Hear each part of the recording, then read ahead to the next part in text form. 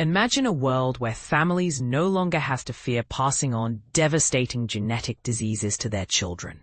That vision is becoming a reality thanks to an extraordinary scientific breakthrough in the UK, where 8 healthy babies have been born using a revolutionary IVF technique that combines DNA from 3 individuals, the 2 parents and a female donor. This advancement marks a pivotal moment in reproductive medicine, offering hope to countless families burdened by the threat of inherited mitochondrial disorders.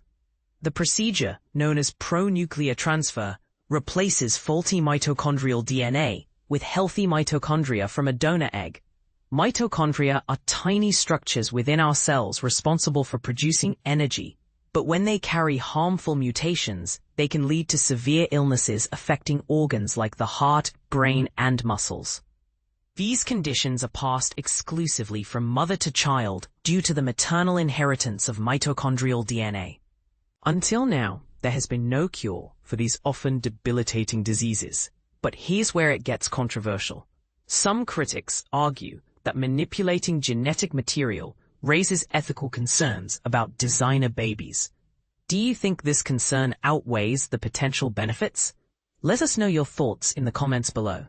Performed at Newcastle University under strict regulatory oversight, the method involves transferring the nucleus, which contains the majority of our genetic information, from a fertilized egg with defective mitochondria into a donor egg whose nucleus has been removed. The resulting embryo inherits its primary genetic identity from its biological parents while receiving healthy mitochondrial DNA from the donor. This effectively eliminates the risk of transmitting serious mitochondrial diseases. All 8 babies born through this process so far, 4 boys, 4 girls, including a pair of identical twins, are thriving, showing no signs of mitochondrial illness. For one mother who participated in the program, the outcome was nothing short of miraculous. As parents, all we ever wanted was to give our child a healthy start in life, she shared. Mitochondrial donation IVF made that possible. After years of uncertainty, this treatment gave us hope, and then it gave us our baby.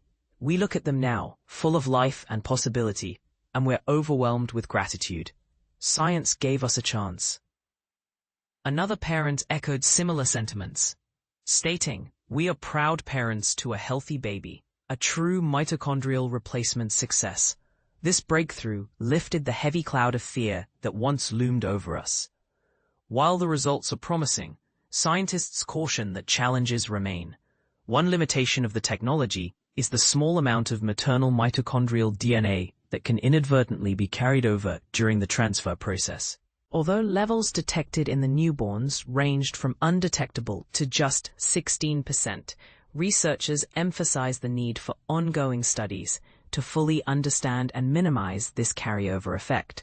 Professor Mary Herbert, lead author of the published research, explained, "The findings give grounds for optimism, but further work is essential to bridge the gap between risk reduction and prevention of mitochondrial DNA disease." The Newcastle team offers this groundbreaking treatment as part of an integrated program that includes pre-implantation genetic testing, PGT, which screens embryos for specific genetic abnormalities before implantation. Pronuclear transfer is reserved for cases where PGT alone cannot sufficiently reduce the risk of disease transmission. To date, the program has achieved impressive success rates, with clinical pregnancies confirmed in 36% of patients undergoing pronuclear transfer and 41% of those opting for PGT. 8 births have resulted from pronuclear transfer, alongside a team from PGT. Throughout the journey, mothers receive comprehensive medical care tailored to their unique needs. Some participants already exhibited symptoms of mitochondrial disease, such as vision loss or heart complications, while others were asymptomatic carriers at risk of developing symptoms later in life. Despite these complexities, 6 out of 7 pregnancies progressed smoothly, with only 1 case involving a rare complication related to elevated blood fat levels, a condition managed effectively through dietary adjustments. Minor health issues observed in a few infants, such as brief muscle spasms or mild infections, were promptly addressed without long-term consequences. Importantly, none of these conditions appear linked to the mitochondrial donation procedure itself. Researchers stress the importance of continued monitoring to detect any patterns that might emerge as the children grow older. Follow-up assessments will extend until the age of 5, ensuring a thorough evaluation of the technique's safety and efficacy. This milestone represents more than just scientific progress. It symbolizes renewed hope for families grappling with the devastating legacy of mitochondrial disease. Each year, approximately 1 in 5,000 children is born with mitochondrial DNA mutations capable of causing severe illness.